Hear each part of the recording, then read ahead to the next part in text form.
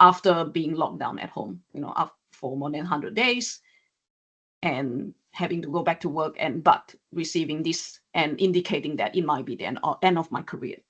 So my court challenge that I commenced later on was about this disciplinary proceeding that I was made to sit through.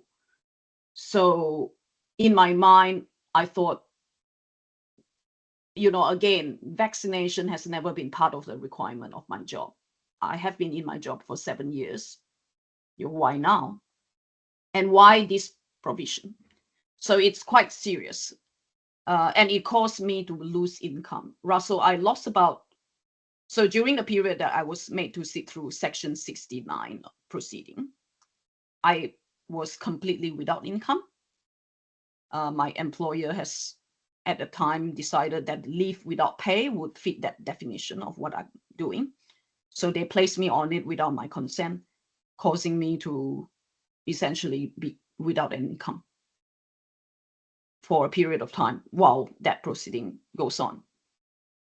So to me, that's punitive, and it's quite serious because I wouldn't be able to feed my family, etc., buy groceries, pay my mortgage. It's going to destroy my life. It's a double threat. It's a double threat. So, but interestingly, in my second court case, which you can find on my page, if you just Google my name, and you should be able to find my Twitter page, I have shared a copy of the court decision on that case, which is between myself and the state government. I won that. And the court conclusion... That one. Yes, that's true.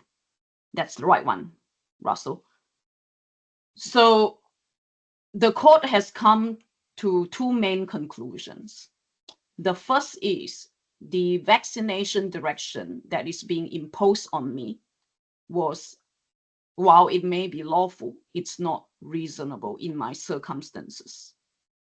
And the reason being, I was investigating Novavax vaccine at the time that, the direction was being implemented. I was still in the process of seeking medical information. I had documentary evidence to show that I was actively doing that. And the fact that there's suitable alternatives that can be, accommodated to ensure that I can keep performing my work. But my employer, for some reason, chose not to consider those alternatives, but instead put me on a disciplinary proceeding. And the court has deemed that to be unreasonable in the circumstances. So I thank them for that, that ruling, because that's actually quite consistent with the Australian Immunisation Handbook, where it says that all of us have the right to informed consent when we consider whether to take a medical procedure, whether it's vaccines or medications of any sort.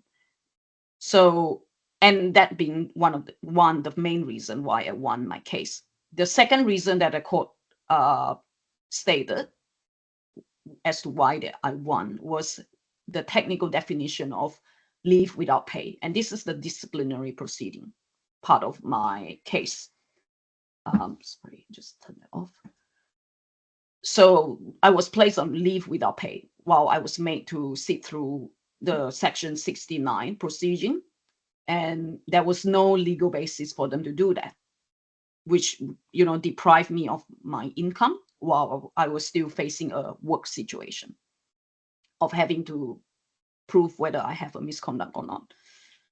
So I won on the basis of these two reasons. The first being I was still investigating and trying to get information to decide whether I should get vaccinated or not. The second is they have no right to do that while they put me through the disciplinary proceeding. Yeah.